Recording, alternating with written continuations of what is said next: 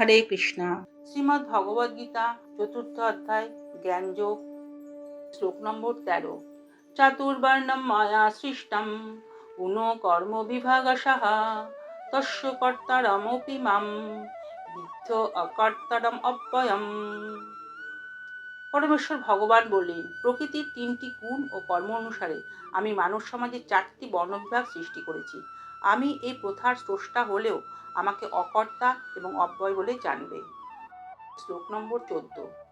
শ্রী ভগবান উবাচ ন মাং কর্মাণি লিপ্যন্তি ন মে কর্মফলে স্পৃহা ইতি মাং জানাতি কর্ম বিন্যাসবদ্ধতে।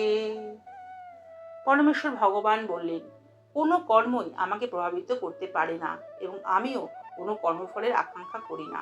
আমার এই তত্ত্ব যিনি জানেন তিনিও কখনো সকাম কর্মের বন্ধনে আবদ্ধ হন না। শ্লোক নম্বর 15।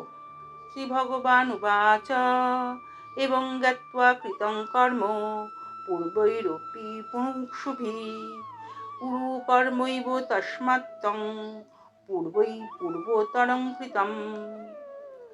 পরমেশ্বর ভগবান বললেন, প্রাচীনকালে সমস্ত মুক্ত পুরুষেরা আমার অপ্রাকৃত তত্ত্ব অবগত হয়ে কর্ম করেছেন।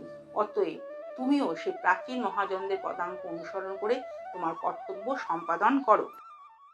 Thanks for watching. Please subscribe our channel. Please Lotus Feet. Hare Krishna.